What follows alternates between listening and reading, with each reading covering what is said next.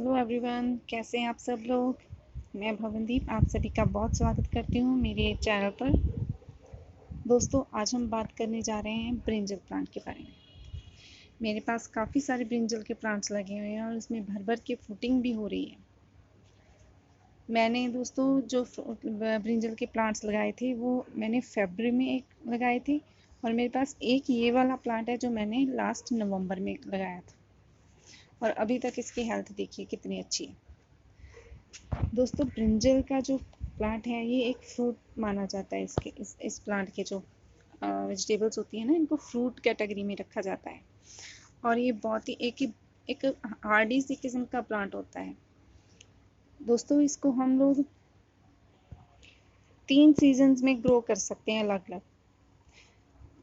जो south India है वहाँ पे तो फुल ऑफ द ईयर आप कभी भी इसको ग्रो कर लें, लेकिन जो नॉर्थ इंडिया है, नॉर्थ हमारी साइड जो पंजाब हो गया, पंजाब हरियाणा उत्तर प्रदेश है ना, नॉर्थ इंडिया में आप इसको साल में 3 टाइम ऐसे हैं जब आप इसको ग्रो कर सकते हो। जैसे कि first of all spring season जब के लास्ट टाइम पे फरवरी मार्च में। दूसरा आ जाता है इसका सीज़न जून और जुलाई, जब रेनी सीज़न में आ जाता है। ये रेनी सीज़न है तब इसको आप इसके सीड्स लगा दें, आप इसकी नर्सरी ला के लगा दें। फिर आ जाता है अक्टूबर एंड टू नवंबर। तो अक्टूबर टू नवंबर जो है ये इसकी टाइमिंग है, आप इसको लगा सकते हो इस प्लांट को, अगर आप नॉर्थ इंडिया के साइड में रहते हैं। तो दूसरी बात है दोस्तों, इसकी जब सीडलिंग कैसे करें। आप सिंपल मिट्टी लेकर उसमें थोड़ी सी कंपोस्ट या गोबर की खाद मिलाकर आप इसकी सीडलिंग कर दें। जब इसके सीड्स 8 या 10 दिन के हो जाएं, उसके बाद आप इसको ट्रांसप्लांट करें जिस भी सॉइल में या जिस भी पॉट में आप लगाना चाहते हैं। और इसका पॉट जो है वो कम से कम 10 to 12 इंच का होना चाहिए। ज़्यादा हो जाए तो कोई प्रॉब्लम नहीं है, कम से कम इतना तो होना ही चाहिए, 10 to 12 इंचेस का। इसके बाद नर्सरी ट्रांसप्लांट करने के बाद ये प्लांट जो है आप इसको आप नर्सरी ट्रांसप्लांट जब आप इसको कर देते हैं तब आप इसको थोड़ा सा सेमी शेड में ही रखें। वैसे तो ये हॉट सीज़न को बहुत पसंद करता है। जब इसको थोड़ा सा मैच्योर हो जाए, जब लगता है आपको कि इसकी अब रूट्स ने पकड़ ली है मिट्टी, तो ये ग्रो करने शुरू होगा, आप इसको धूप में रख दें। उसके बाद इसमें जब इसको वाटरिंग का ख्याल रखें। इसमें जो रेगुलर जो आपने अगर अपने पॉट में लगाना है, जो रेगुलर आप इसको फर्टिलाइज़र वगैरह दें, 10-12 दिन के बाद हल्की फुल्की फर्टिलाइज़र देते रहें। लेकिन जब तक इसकी रूट्स सेट नहीं हो जाती, यानी कि लगाने के कम से कम 15-20 दिन तक आप इसको कोई फर्टिलाइज़र ना दें, क्योंकि आपने ऑलरेडी मिट्टी में डाल चुके हैं, ठीक है ना। जब तक इसकी रूट्स सेट नहीं हो जाती, जब इसकी रूट्स सेट हो गई तो उसके बाद फिर आप इसको 15 डेज के डिफरेंस के ऊपर कोई भी, चाहे लिक्विड कंपोस्ट दे दें, चाहे हल्की फुल्की वर्मी कंपोस्ट दो, एक डेढ़ मुट्ठी हर 10 या 15 दिनों के बाद आप इसमें डालते रहें। उसके बाद आ जाती है बात इसमें कि ये फ्रूटिंग कब करने स्टार्ट करता है। दोस्तों, जब ये एक प्लांट कम से कम 4 मंथ का हो जाता है, कम से कम 3.5 मंथ पे भी दे सकता है, 4 मंथ का हो जाता है, ठीक है, 3 मंथ नहीं लगा दें। वैसे तो 100 डेज के बाद इसमें प्रॉपर फ्रूटिंग होनी स्टार्ट हो जाती है। 90 डेज के ऊपर इसकी ऐसे छोटे छोटे जो हम कह सकते हैं कि इसकी ऐसी छोटी 90 डेज पे ऐसे छोटे छोटे इसको फ्रूट्स आने शुरू हो जाते हैं, और ग्रोथ करते करते ये 120 डेज के ऊपर आप इसमें से कम हार्वेस्टिंग कर सकते हो आप, ठीक है। तो 90 डेज पे ये फ्रूटिंग स्टार्ट कर देगा। अब बात आती है कि ये कब और कितनी फ्रूटिंग करता है। दोस्तों, एक ब्रिंजल का प्लांट जो है कम से कम 6 से 8 जो फ्रूट्स हैं एक टाइम पे दे सकता है। आप मेरे प्लांट पे देखिए कितने फ्रूट हैं, 1 2 3 4 5 6 7 8 9 10 11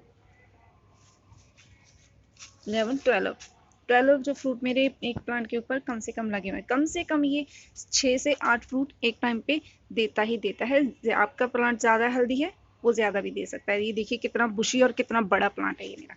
तो इस हिसाब से इसके ऊपर एक टाइम पे 12 फ्रूट्स लगे हुए हैं। तो ये लगातार फ्रूटिंग करते रहता है। लेकिन साल में 2 टाइम ऐसे हैं जब ये फ्रूटिंग नहीं करेगा।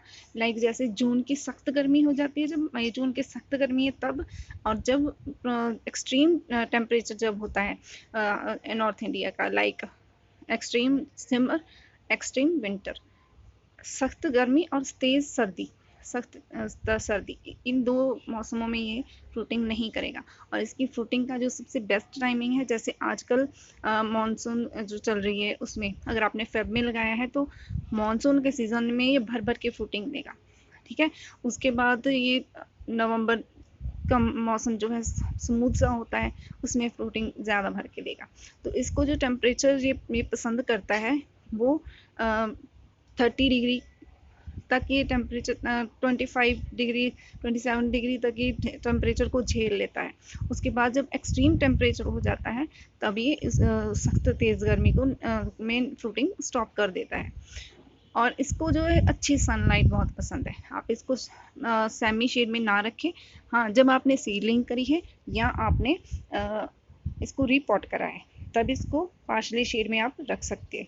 अदरवाइज आप इसको पूरी प्रॉपर धूप में ही रखें।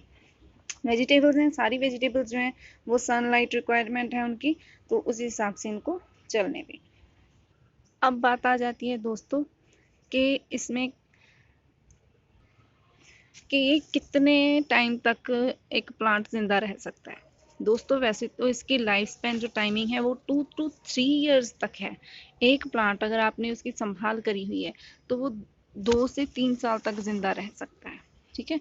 पॉट वगैरह में इसकी रिक्वायरमेंट्स कम भी हो सकती है, लेकिन 2 से 3 साल तक ही अच्छे से फ्रूटिंग देते रहता है।